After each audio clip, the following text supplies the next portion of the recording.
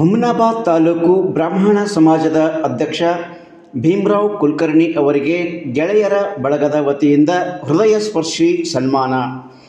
ತಾಲೂಕು ಬ್ರಾಹ್ಮಣ ಸಮಾಜದ ಅಧ್ಯಕ್ಷರಾಗಿ ಅವಿರೋಧವಾಗಿ ಆಯ್ಕೆಗೊಂಡಿರುವ ಭೀಮರಾವ್ ಕುಲಕರ್ಣಿ ಅವರಿಗೆ ಮಂಗಳವಾರ ರಾತ್ರಿ ಗೆಳೆಯರ ಬಳಗದ ವತಿಯಿಂದ ಹೃದಯ ಸ್ಪರ್ಶಿಯಾಗಿ ಸನ್ಮಾನಿಸಿ ಅಭಿನಂದಿಸಲಾಯಿತು.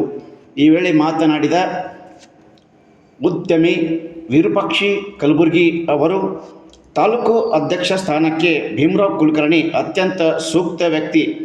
ಅವರ ಸಾರಥ್ಯದಲ್ಲಿ ಬ್ರಾಹ್ಮಣ ಸಮಾಜದ ಅಭಿವೃದ್ಧಿಯಾಗಲಿ ಎಂದು ಹಾರೈಸಿದರು. ಪ್ರಾಧ್ಯಾಪಕ ವೀರಯ್ಯ ಶಿವಪೂಜೆ ಮಾತನಾಡಿ, ಸಮಾಜದ ಬಗ್ಗೆ ಅಧಿಕಾರ ಇರಲಿ ಬಿಡಲಿ ಹಗಲಿರಳು ಚಿಂತನೆ ಮಾಡುವ ಕುಲಕರ್ಣಿ ಅವರಿಗೆ ಈ ಅವಕಾಶ ದೊರೆತಿರುವುದು ನಿಜಕ್ಕೂ ಸಂತಸದ ಸಂಗತಿ ಎಂದು ನುಡಿದರು.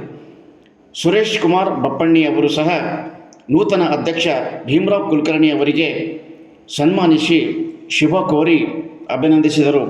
ಭವಿಷ್ಯದಲ್ಲಿ ಅವರಿಗೆ ಇನ್ನೂ ಉನ್ನತ ಸ್ಥಾನಮಾನಗಳು ಸಿಗಲಿ, ಅವರನ್ನು ಅರಸಿ ಅವರ ಮನೆ ಬಾಗಿಲಿಗೆ ಬರಲಿ ಎಂದು ಹಾರೈಸಿದರು.